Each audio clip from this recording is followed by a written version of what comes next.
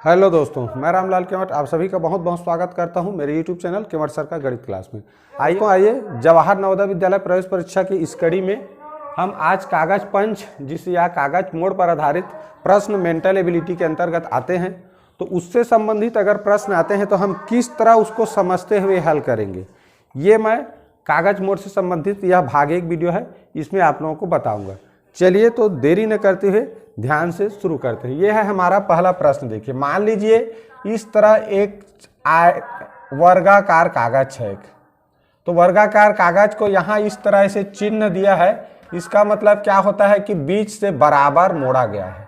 तो इस तरह जब यहाँ से हम बीच से मोड़ेंगे तो इस तरह ये वाला हिस्सा बनेगा। इस किनारे में चूंकि इधर मोड़े हैं तो यहाँ पर आकर बनेगा।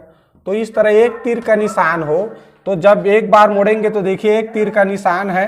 एक तीर का निशान माने एक मोड़, यहाँ लिखता हूँ मैं मोड़, और यहाँ बनेगा कितना परत बन रहा है उसको लिखेंगे। ठीक, तो जब देखिए एक बार मोड़ेंगे तो ये जो कागज है एक बार मोड़ने पर 2 परत हो गया। कितना परत हो गया? 2 परत हो गया। अब फिर जब इस तरह मिला तो हम इसको ऐसे ऊपर और मोड़े तो देखिए एक तीर का निशान माने एक बार मोड़ा गया है और एक बार मोड़ने से कागज 2 परत का हो जाता है। एक बार मोड़ने से कागज 2 परत का हो जाता है। अब 2 परत हो गया है, उसको फिर बीच से दूसरा बार मोड़ेंगे तो यहाँ देखो दूसरा तीर का निशान है और 2 बार मोड़ेंगे तो 2 बार मोड़ने पर वह इसका 2 का डबल, 2 परत हुआ था, 2 परत को डबल करेंगे तो 4 परत हो जाएगा। इतना समझ में आ गया होगा। किसी कागज को एक बार मोड़ने से वो 2 परत वाला हो जाता है और जब 2 बार मोड़ते हैं तो वो 4 परत वाला हो जाता है। ये इस तरह कागज है, इसको इस तरह ऐसे है मान लीजिए, तो इसको एक बार मोड़ रहे हैं। देखिए यहाँ से यहाँ चिन्ह दिया, एक बार मोड़े तो देखिए 2 परत हो गया। अब इसको जब पुनः बराबर ऊपर मोड़ेंगे तो देखिए 4 परत हो रहा है। ठीक, तो यहाँ से समझना है एक बार मोड़ने से 2 परत और 2 बार मोड़ने से 4 परत हो गया। ठीक, अब 4 परत हो गया। अब हम यहाँ पर मान लीजिए कोई भी छेद करते हैं तो चारों परत छेद होगा। एक छेद करेंगे तो चारों परत छेद होगा। अगर 2 छेद करते हैं तो भी चारों परत छेद आएगा। तो इस तरह से देखें तो एक छेद करने से यानी 4 में एक छेद करने से 4 छेद हो रहा है। अगर 2 छेद करें तो 4 दूनी 8 छेद हो रहा है ना। तो ये पहली बात ध्यान देना है कभी भी कि हम ये कागज को मोड़े कितने बार हैं, यानी यहाँ मोड़ कितना है, अब उससे बनने वाला परतों की जो संख्या है वो कितना है। तो ये बहुत जरूरी है जानना।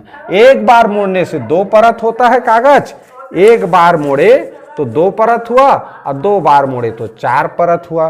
अब 4 परत जो परत बनेगा, जितना भी परत बनेगा उसके साथ यहाँ कितना ठो आकृति बनाया गया, छेद बनाया गया, त्रिभुज बनाया गया या वर्ग का चित्र, यहाँ कुछ भी चित्र बना सकते हैं। यहाँ मैंने 2 छेद टाइप का चित्र बनाया है तो 2 बनाया है तो इसके साथ 2 का गुणा कर दें तो कितना हो गया जी?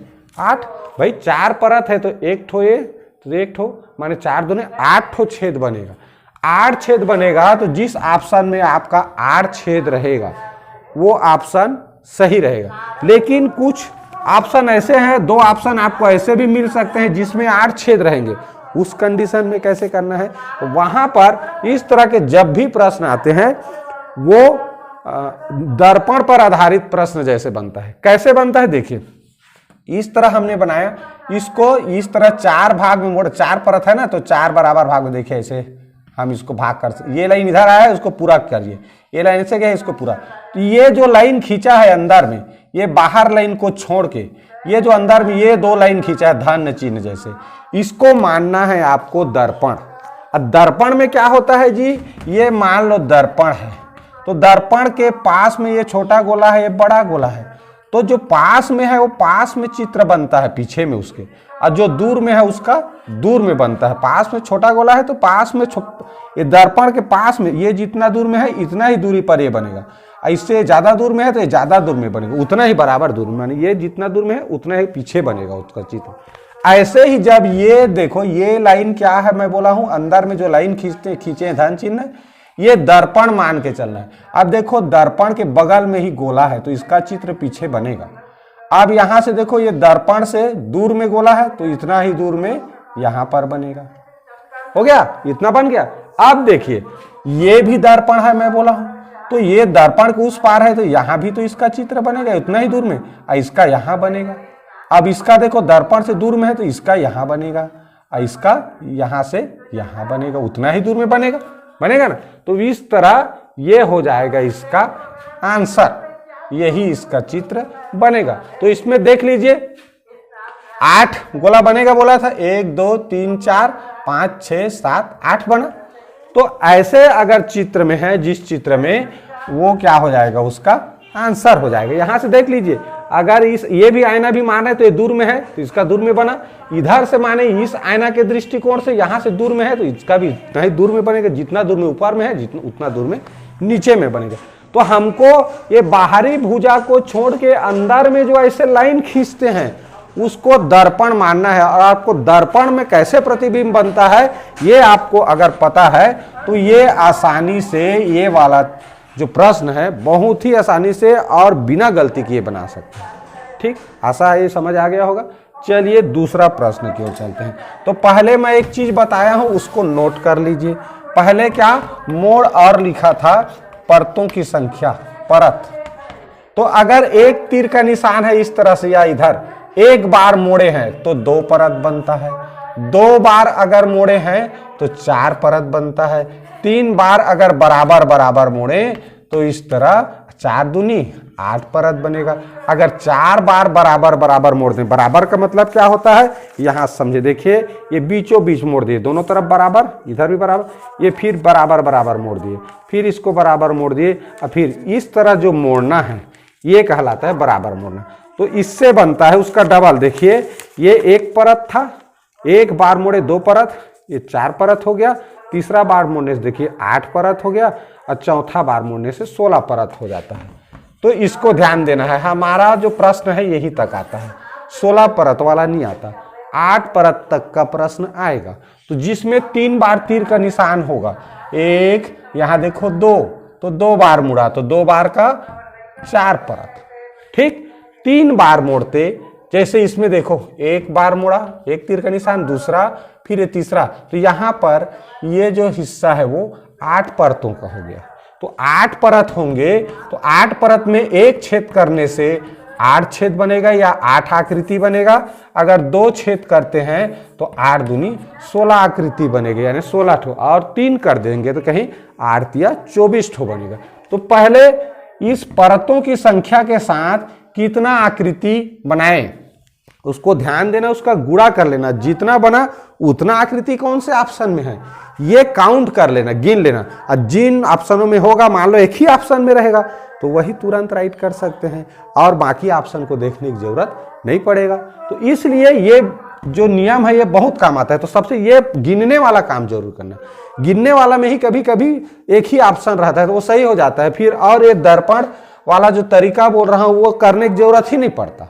ठीक है, तो ये हो गया हमारा परत और आकृति या छेद की संख्या के साथ गुणा करके बनने वाले आकृति या छेद की संख्या पता करना और उसको गिनना। अब देखिए हम दूसरे प्रश्न में आ रहे हैं। ये देखिए 1 बार मुड़ा, 2 बार मुड़ा, ये 3 बार मुड़ा है।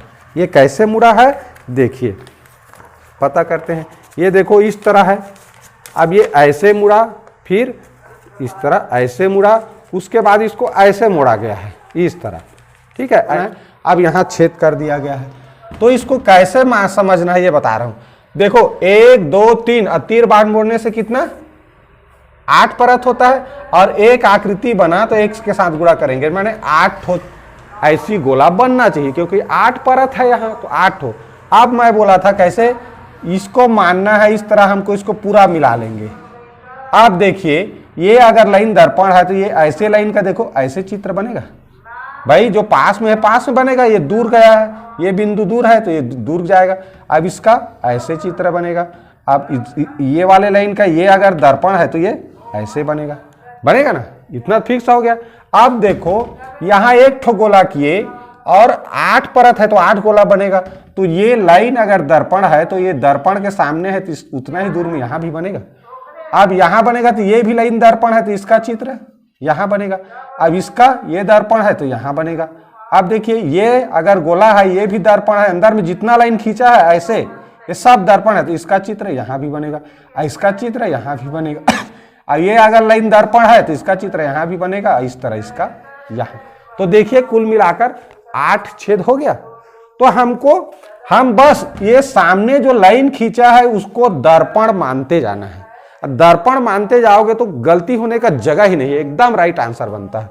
तो इस तरह देखो, ये इस तरह मिल गया, ठीक। इसका यहां बना, अब इसको दर्पण मान ले तो इधर बना, इसको मान ले तो इधर, इसका इधर, फिर इसका इधर, इस तरह अगल बगल बनाते जाओगे, 8 छेद कंप्लीट होना चाहिए। दूसरा तरीका, जब भी आपके प्रश्न में ऐसे गोला दिए हैं, मान लीजिए गोला ये ऐसे कहीं बना दिया, तो यहां पर देखो ये हमारा रेखा कैसे बना है, इस तरह बना है, इस तरह। तो यहां देखो ये जो गोला है इस पर ये लाइन चला गया, ये वाला में, ये वाला तो नहीं कटा, इसके ऊपर लाइन चला गया, जबकि इसमें ये जो गोला के ऊपर है इस तरह लाइन खींच रहे हैं, तो ये लाइन किसी भी गोला को क्रॉस नहीं कर रहा है। तो आप लोग जैसा इसमें चित्र बना है इस तरह कर लिए, ये बना है तो उसको पूरा मिलाइए। मिलाने पर अगर कोई भी गोला नहीं कटा और इसके आधार पे 8 गोला बनना है तो 8 गोला रहना चाहिए, तो समझ जाओ वही आंसर है, ठीक। आप दर्पण वाला नहीं जानते कोई बात नहीं, लेकिन ये जो रेखा है, पेंसिल जो भी रखे रहेंगे परीक्षा में, उससे ये रेखा खींचिए। अगर यहां पर नहीं गोला कटा है तो नहीं कटना चाहिए। दूसरा, 8 गोला बनना है तो 8 गोला बनना चाहिए, और नहीं कटा इस लाइन से कोई भी गोला, तो समझ जाओ वही वाला आंसर है, ठीक। तो ये हो गया इसके 2 तरीके। अब आते हैं हम लोग तीसरा प्रश्न में। ये तो हो गया मोड़ और परत की संख्या। तीसरा प्रश्न देखिए, वर्गाकार कागज ही मोड़ रहे हैं। मान लीजिए अब ये तिरछा मोड़े, देखिए ये ऊपर मुड़ा तो इस तरह ऐसे बन गया। ये देखो जैसे ये है, ये कागज है वर्गाकार, मान लीजिए इसको ऐसे मोड़े, ये कहने का मतलब है ये ऐसे कागज है, इसको ऐसे मोड़े तो देखो एक बार मोड़े तो 2 परत हुआ, यहाँ पर 2 परत हो गया। अब इसको फिर और ऐसे मोड़ दिए, यहाँ से इधर मोड़ दिए, तो कुल मिलाकर यहाँ एक बार मोड़ने से देखो 2 परत, 2 बार मोड़ने से 4 परत, तो यहाँ 4 परत हो गया। अब यही देखो ये ऐसे हिस्सा बना है और इस 4 परत में 3 ठो गोला लगा है, तो 3 ठो गोला लगा है। अब देखो कितना परत, 1 2 बार और 4 परत हुआ है। 2 बार मोड़े हैं, 1 बार मोड़े, 2 बार मोड़े, 2 बार मोड़ने पर 4 परत हुआ है, और 4 के साथ 4 परत में कितना ठो चित्र बना है, 3 ठो। तो कुल मिलाकर कितना हुआ जी, 4 तिया 12 ठो गोला बनना चाहिए, 4 तिया 12 ठो गोला बनना चाहिए। अब ध्यान से देखिए, ध्यान से देखिए, ये जैसा ये त्रिभुज बना है सेम टू सेम यहाँ पर हमारे पास 3 त्रिभुज और है ये, तो इस त्रिभुज में जैसा चित्र बना है सेम टू सेम सभी में बनेगा, इस ऐसे वाला में। कैसे, देखो ये त्रिभुज का वर्ग का सेंटर वाला भाग बीच वाला, तो बीच के पास ये गोला है तो सब में बीच के पास गोला रहेगा। और सभी देखो बाहरी भुजा के ये कोने तरफ एक एक है, तो सब में ऐसी रहेगा। ये हो गया, तो कितना ठो, 12 ठो। तो देख लो 3 इसमें, तो 3 इस त्रिभुज में भी, 3 इसमें भी, 3 इसमें भी। और पहचानने का तरीका ये देखो, पहला लाइन ऐसे गया, ऐसे कर दिए, ये लाइन को पूरा मिला लो, ऐसे बना। तो कोई भी ये जो 4 लाइन खींचे इस तरह क्रॉस वाला गुणा की चिन्ह चाहिए, जैसे देखो, तो कोई भी लाइन किसी भी गोले को क्रॉस नहीं कर रहा है, किसी गोले के ऊपर नहीं जा रहा है। तो आपको ऑप्शन में ऐसा काट के देखना है, ऐसे मान लो दिया है, अब उसमें इस तरह गोले बना हुआ है, ठीक है, तो इसको ऐसे करेंगे, देखो कट जा रहा है। कुछ चित्र ऐसे हो सकते हैं जिसमें ऐसे हो, लेकिन यहाँ पर ऐसे हो, यानी कि इस तरह क्रॉस का निशान करें, इसमें क्रॉस का देखो चित्र बन रहा है, और क्रॉस का चित्र बनाने के बाद यहाँ एक भी गोला नहीं कटा है, माने एक भी गोला नहीं कटना चाहिए, तब वो ऑप्शन सही है। दूसरा, यहाँ हमें गोलों की संख्या भी स्पष्ट कर ले रहना है कि 12 ठो बना है तो 12 ठो किस में बना है। उसके बाद एक क्रॉस विधि आता है, दूसरा जांचने का विधि, गोलों की संख्या से जांचना है पहले, दूसरा एक क्रॉस विधि, ऐसे उसमें जैसा क्रॉस चित्र बन रहा है वैसी क्रॉस कर लो। कोई गोला नहीं कटा, इसमें नहीं कटा है तो ये भी नहीं कटना चाहिए, ठीक। दूसरा तरीका क्या है, दर्पण विधि मैं बताया हूं सबसे बढ़िया। देखो यहाँ ये दर्पण है, तो दर्पण की इधर चित्र बनाए तो इसका भी तो यहाँ बनेगा, यहाँ ये दर्पण है, ये लाइन तो यहाँ बना है तो यहाँ भी तो बनेगा। अब यहाँ का चित्र इधर भी तो बनेगा, इसका चित्र यहाँ भी बनेगा, इसका इधर, इसका ये वाला दूर का, देखो यहाँ से दूर में है तो इसका दूर में, और फिर बगल में भी बनेगा। आप देखो इसका इधर दूर में, इसका इधर दूर में। तो इस तरह दर्पण विधि से भी हम माने 3-4 विधि जानते रहोगे तो कोई ना कोई एक विधि से वो पकड़ाएगा ही कि कौन सा आंसर सही है। ठीक, आशा है ये तरीका भी आप लोगों को अच्छा लगा होगा। अच्छा लगा होगा तो प्लीज कमेंट करना मत भूलिए। अब देखते हैं हम ये वाला प्रश्न। देखिए इस प्रश्न में क्या किया है, इसको इस तरह मोड़ा, माने कि ऐसे एक मोड़ हुआ और दूसरा मोड़ ये हुआ, इधर मुड़ गया, उसके बाद ये ऐसे था तो ऐसे मुड़ाए, ऐसे एक मोड़, दो मोड़, उसके बाद देखो 3 मोड़, यानी कि 3 मोड़ होगा तो कितना होगा, मैं बोला था 8 परत होगा।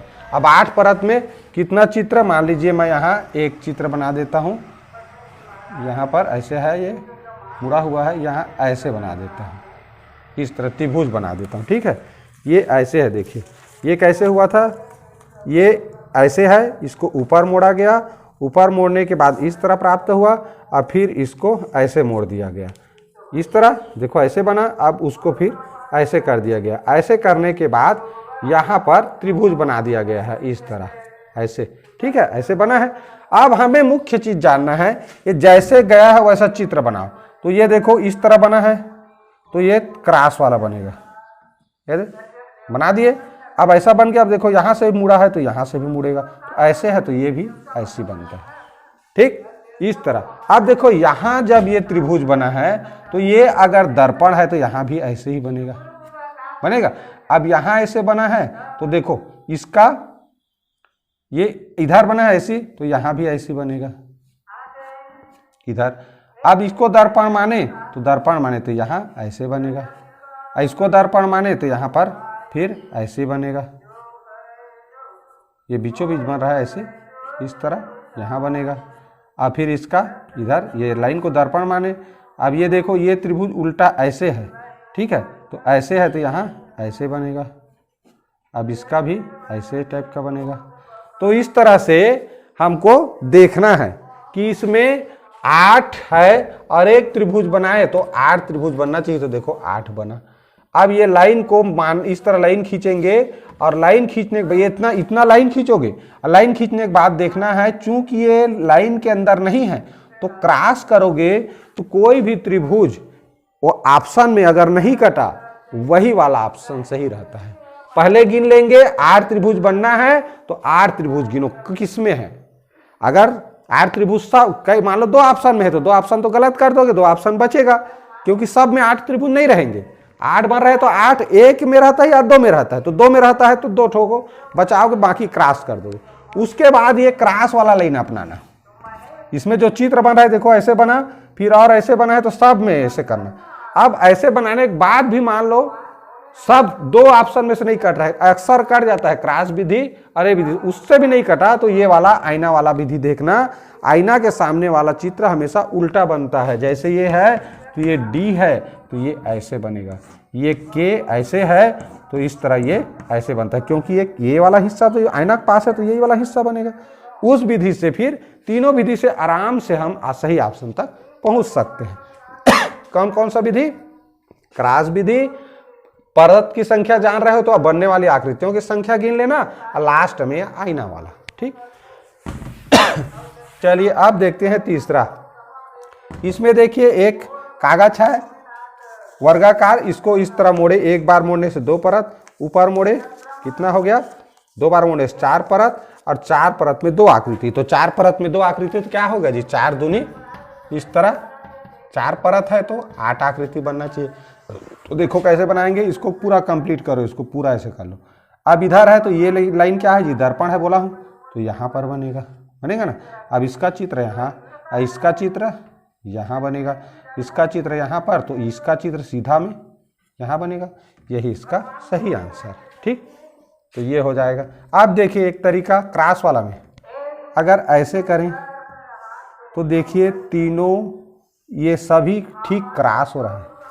ये जो 2 बिंदी बना है अगर तिरछा खींचे इसमें, इस छोटे चतुर्भुज में, तो इसमें ये इस तरह खींच रहे हैं तो क्रॉस हो रहा है बिंदु के ऊपर तो सब में क्रॉस होना चाहिए, ठीक। और नहीं क्रॉस हो रहा है, बिंदु के ऊपर से नहीं जा रहा है तो नहीं जाना चाहिए, ठीक। तो इस विधि से भी हम इस तरह के प्रश्नों को हल कर सकते हैं, ठीक। तो ये रहा हमारा कागज मोड़ या कागज पंच पर आधारित इस वीडियो में कुल 5 तरीके के प्रश्न।